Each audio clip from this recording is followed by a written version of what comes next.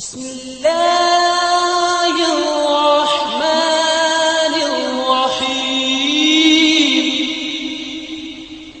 آقا علیہ الصلوۃ والسلام کے سفر معراج کے 3 مرحلے ہیں۔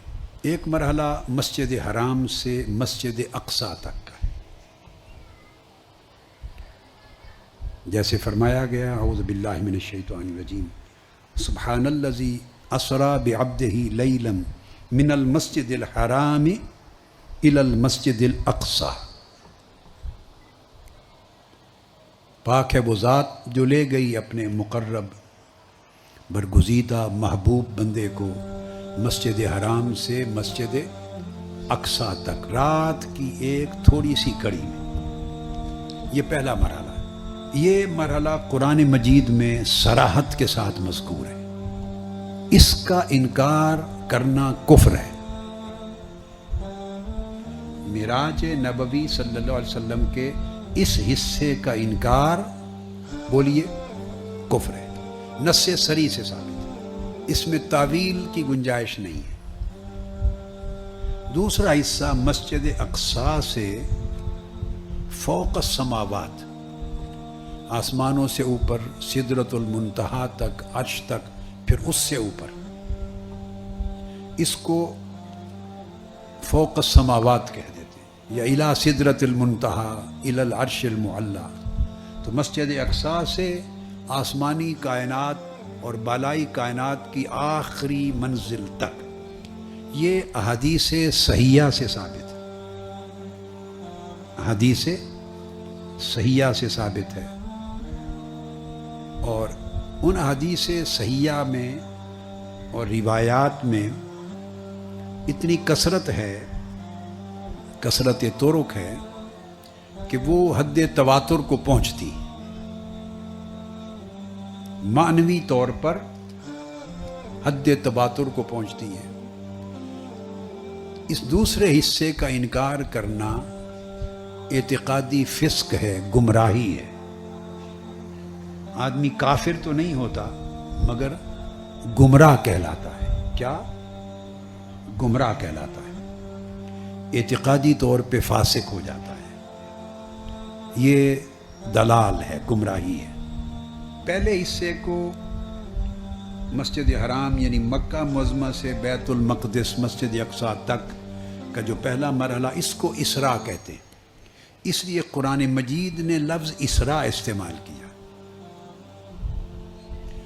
جو دوسرا مرحلہ ہے مسجد اقصیٰ سے جب آقا علیہ السلام اوپر تشریف لے جاتے ہیں، اس کو معراج کہتے ہیں۔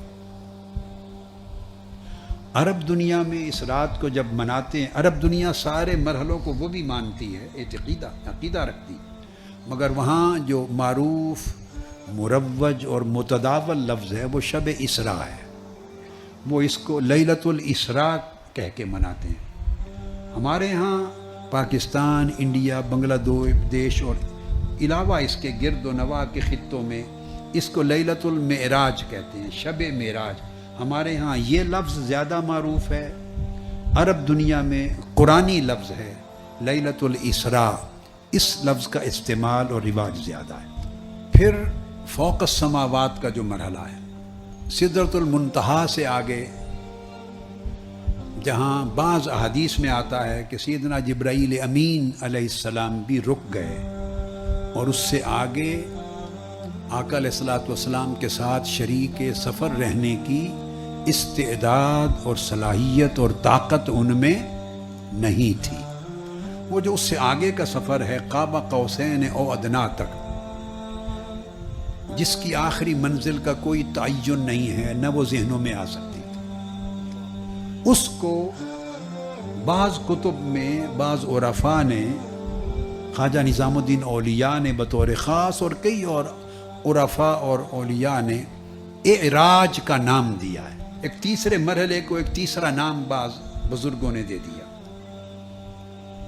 ورنہ دوسرے مرحلے کو سدرۃ المنتہا سے بھی آگے تک، قاب قوسین او ادنیٰ تک، مسجد اقصیٰ سے لے کے آنورڈ سارے کو معراج بھی کہہ سکتے ہیں۔ اگر یوں کہیں تو عنوان 2 بن جائیں گے، اسراء اور معراج۔ اور اگر تینوں مرحلوں کو الگ الگ ٹرم عنوان دیں تو پھر اسراء، معراج اور اعراج کا نام دے دیں۔ اس حصے کا انکار کرنا، اس حصے کا انکار کرنا حق اور ثواب سے ہٹ جانا ہے،